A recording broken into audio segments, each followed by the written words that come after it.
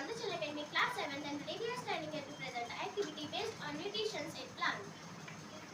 Nutrients. Carbohydrate, fat, protein, minerals and vitamins are components of food.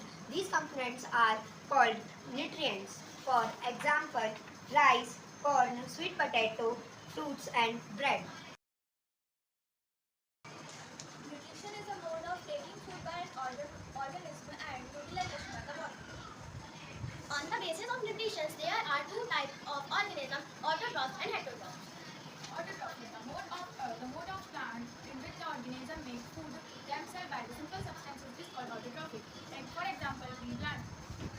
Heterotrophs, organisms that are directly or indirectly dependent on other organisms for their nutrition and food are called heterotrophs. For example, human beings, animals and some heterotrophic plants. Now we are going to discussing about some heterotrophic plants. First, parasitic plants. Parasitic plants. The plants that are dependent on different plants for their growth and nutrition are called parasitic plants. For example, Cuscuta plant. The plant on which it climbs is called the host. Since it deprives the host of valuable nutrients, Cuscuta is called the parasite. Second, insectivorous plant. The plant that eat insects are called insectivorous plant. For example, pitcher plant. The pitcher-like or jug-like structure that modifies a part of leaf, apex.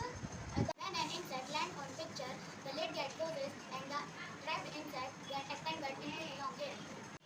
Such plants eat insects are called insectivorous plants. Third, saprotrophs, the mode of nutrition in which an organism takes in nutrition from dead and decaying matter is called saprotrophic nutrition. Such organisms with saprotrophic mode of nutrition are called saprotrophs. For example, mushroom and fungus. And share both the nutrients and shelter. This relationship is called symbiosis. For example, lichen. Lichen are a protocol containing partner which is an alga and a fungus live together.